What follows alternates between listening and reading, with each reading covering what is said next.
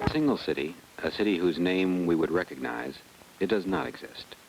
Think of it as a chain of connected cities and suburbs forming one huge urban community. It covers an area over 200 miles in length along the middle Atlantic seaboard of the United States. Some of the larger links in this enormous chain city are Baltimore, Philadelphia, and New York City. Other smaller ones are Wilmington, Camden, Trenton, and Newark. In between these larger cities and towns are suburbs which are filling in the countryside. To describe this super city which is emerging, a new term has been formed. The term comes from two ancient Greek words, megalo, meaning great, and polis, meaning city. The word megalopolis refers to a group of connected localities which functions as one enormous city. Megalopolis grew from seeds planted nearly 300 years ago. The first colonists in the New World picked locations for settlement which would make good seaports for ships coming from Europe. Rivers were the main highways of commerce to the interior, and the cities in better locations became busy ports, with New York at the mouth of the Hudson River, Philadelphia on the Delaware, and Baltimore on the Chesapeake Bay.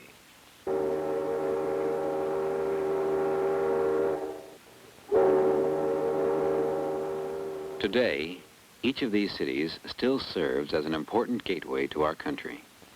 Nearly 1/2 of America's foreign trade, over 100 million tons each year, is loaded and unloaded at these great ports.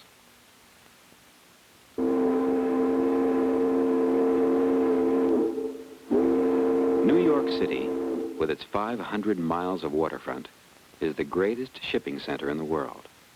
A ship enters or leaves every 10 minutes.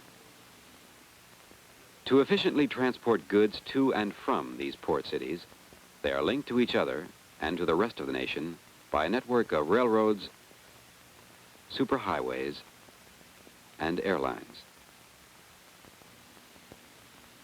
Megalopolis produces and distributes much of what is used by the nation and the world. Its many businesses offer a great variety of jobs which attract many people to this area. Most of the nation's clothes are made here, with the garment industry employing fashion and fabric designers, pattern makers, cutters, tailors, artists, and models. Buyers come from all over the country to preview new styles and to choose clothes for their local stores. Some of the very clothes you're wearing were probably manufactured in Megalopolis and shipped by truck to the store where you bought them. You may have heard or seen advertisements for those same clothes on radios or television sets which use these electronic components. In school today, the pencil you've been using might be one of these being made and packed here.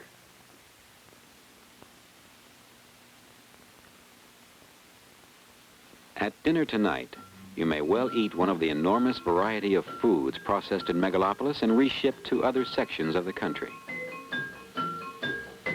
This machine, for instance, cracks over 1 million eggs a day.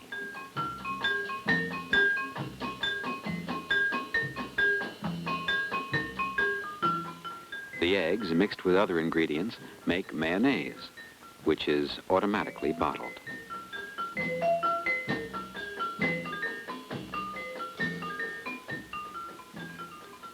Also automatic are many of the operations in the large meatpacking industry of Megalopolis. Beef, pork, lamb, and veal arrive from the Midwest and nearby states.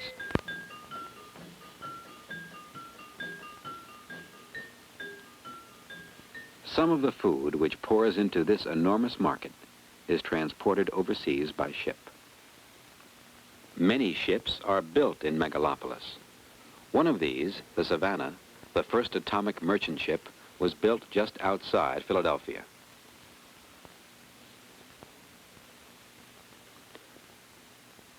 The Brooklyn Naval Shipyard is one of Uncle Sam's largest. Besides building new ships, the Navy repairs and maintains many ships of its fleet here. The steel used in these ships and other products manufactured in Megalopolis is made in steel mills, such as this one at Sparrows Point in Baltimore. This is the only coastal steel mill in the United States. There are many industries in Megalopolis that use steel. Some of these large steel plates will be used to construct storage tanks for gas and oil at nearby refineries. The refining of petroleum products is another important heavy industry in Megalopolis. Oil is brought here from Texas and Louisiana by ocean tanker, railroad tank car, and pipelines. The crude oil is then refined to produce gasoline, lubricants, and many other byproducts. As businesses expand, more buildings must be constructed to accommodate more employees and office equipment. Construction itself is one of the major industries of Megalopolis.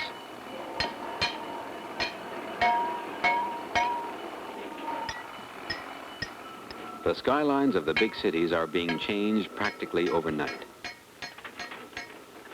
Many large companies have their headquarters or home office in Megalopolis.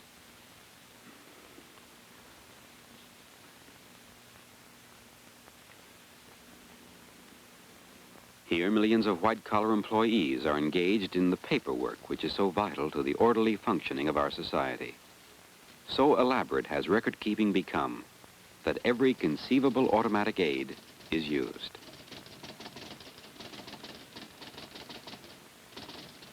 Wall Street in New York City is the business and financial center of the Western world.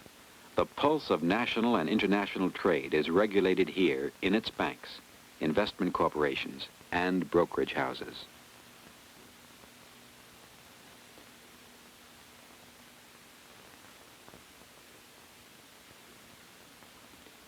The stock exchanges of Megalopolis serve as large supermarkets for the sales and purchases of company stocks from all over the nation and the world. These men are recording the buying and selling of stocks on the floor of the exchange. Elsewhere in Megalopolis, women are also going about the business of buying and selling.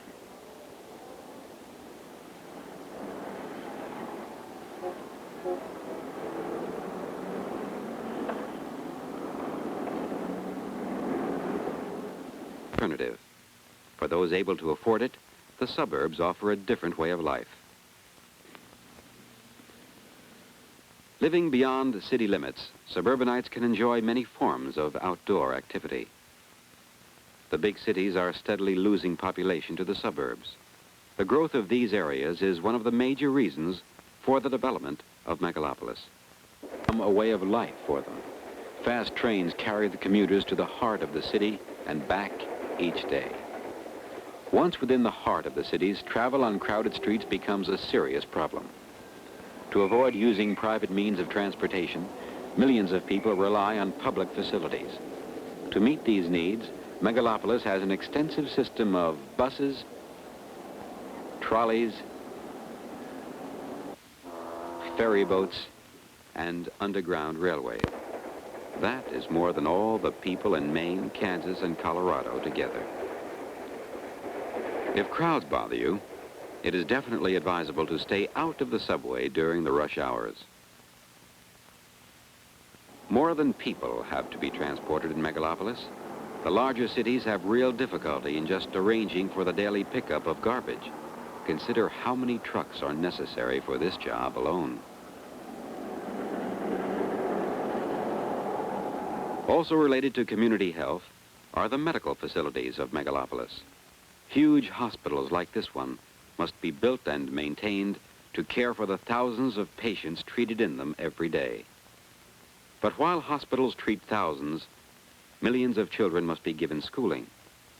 Megalopolis provides a free education in its public schools through the high school level. It also supports a system of colleges which offer a higher education at very low cost. There are many fine private universities, such as Columbia in New York City, and Princeton, about halfway between New York and Philadelphia.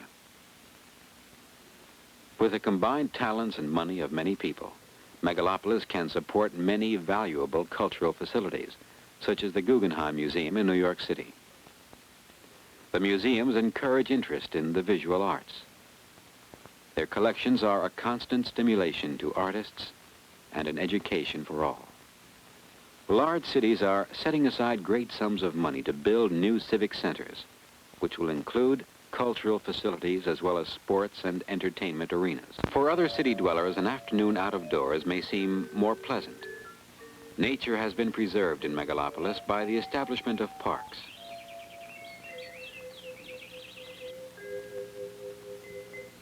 Here, families can spend a leisurely afternoon away from the confinement of apartment living.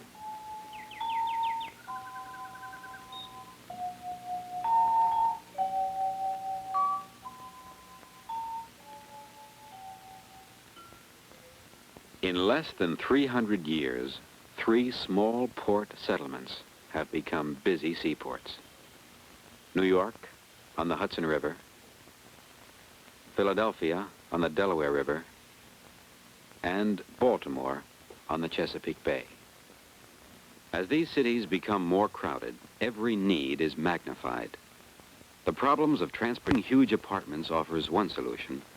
Many city folk take a second alternative and move out to the suburbs. Today, the great cities with many smaller communities growing in between them are forming a megalopolis or super-city. In spite of the challenges and pleasures offered to its citizens today are great. Tomorrow they may be even greater, for the story of Megalopolis is only beginning.